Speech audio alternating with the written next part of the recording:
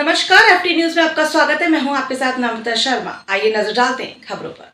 कांग्रेस प्रदेश अध्यक्ष जीतू पटवारी का बयान। कमलनाथ की गांधी परिवार के साथ अच्छी केमिस्ट्री थी।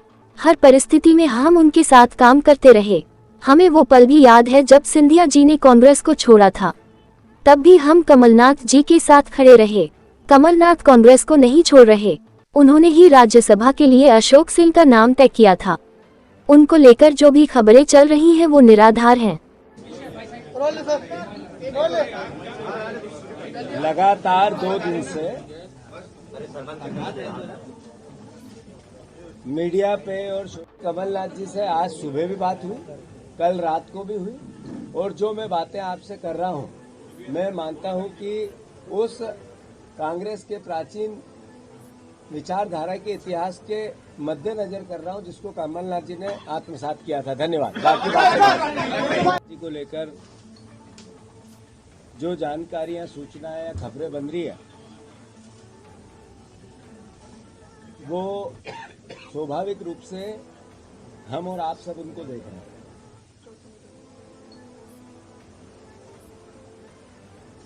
सत्तर के दशक में 2 भाइयों की जोड़ी बहुत फेमस हुई थी। उसमें एक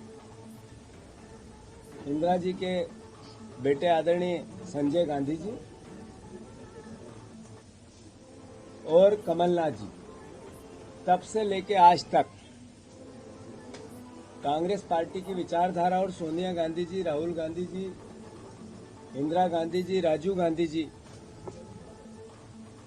सबके साथ एक परिवार जैसा व्यवहार, अपनत्व और भरोसे की भावना अगर कहीं देखने को मिलती है तो इसी 2 परिवारों के बीच उस केमिस्ट्री को पूरे देश ने और हम सब ने देखा है।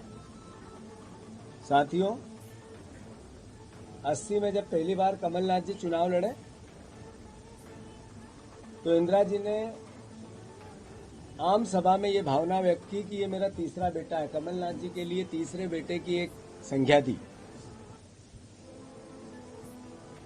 उससे आगे बढ़कर इस 45 साल की यात्रा में, राजनीतिक यात्रा में कमलनाथ जी की, पिछले 7 साल से वो मध्य प्रदेश की कांग्रेस पार्टी के मुखिया के तौर पे हम सब कांग्रेस के कार्यकर्ताओं के साथ कंधे से कंधा मिलाकर हर परिस्थिति में सुख में, अच्छे में और बुरे में पूरी दृढ़ता से कांग्रेस के विचार को आत्मसात करके विपक्ष की भूमिका निभाते हुए निडरता से अपना कार्य करते रहे।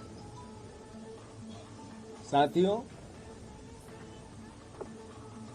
मुझे ज्ञात है वो पल, वो समय जब सिंधिया जी ने कांग्रेस पार्टी की सरकार गिराई थी। तब भी कांग्रेस का एक एक कार्यकर्ता कमलनाथ जी के विचार और उनके नेतृत्व के नीचे खड़ा था।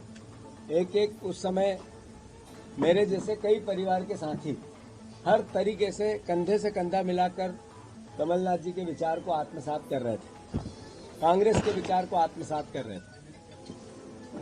अंतोगत्वा मैं आप सबसे अनुरोध करना चाहता हूं, जो खबरें हैं निराधार है। कोई किसी प्रकार की वो भावना, कभी सपने में आप सोच सकते हो कि इंदिरा जी का तीसरा बेटा कांग्रेस छोड़ सकता है? कभी सपने में भी ये विचार आ सकता है कि अभी 2 महीने पहले जिनके नेतृत्व में हमने चुनाव लड़ाए कि कांग्रेस का कार्यकर्ता अपनी जान लड़ाकर उनको मुख्यमंत्री बनाने के लिए अपना सब कुछ निछावर करता रहा, क्या उनको छोड़ने की बात कमलनाथ जी कर सकते हैं? कभी सपने में भी आप सोच सकते हैं कि जब सिंधिया जी जा रहे थे, सरकार गिरा रहे थे, तब हमारे जैसे लोग पुलिस के और उनके गुंडों के डंडे खा रहे थे कमलनाथ जी को मुख्यमंत्री बनाने के लिए जगह जगह, वो हमें छोड़ के जा सकते हैं? कांग्रेस पार्टी को छोड़ के जा सकते हैं? मैं फिर से, जैसा कि अफवाहें हैं, राज्यसभा का चुनाव में अशोक सिंह जी का नाम कांग्रेस पार्टी में आदरणीय कमलनाथ जी ने प्रस्तावित किया था और उसी के आधार पर हम सब विधायकों ने भी किया था, हमारे पूरे नेतृत्व ने एक साथ मिलकर किया था और सर्वसम्मति से अशोक सिंह जी को राज्यसभा भेजा गया।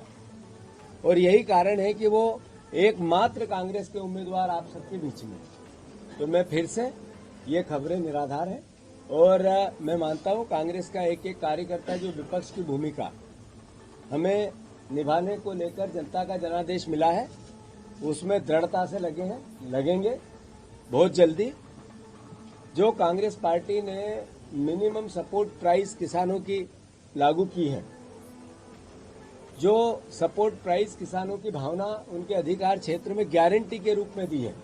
मिनिमम सपोर्ट प्राइस एक गारंटी है, इसकी भावना कांग्रेस पार्टी ने व्यक्त की है। इसके कार्यक्रम जारी हो रहे हैं और मैं मानता हूं कि सभी परिवार के यहाँ उपस्थित पत्रकार बंधुओं, जर्नलिस्ट भाइयों, आप सबको अनुरोध है कि भ्रमित जानकारियों से बचें। धन्यवाद।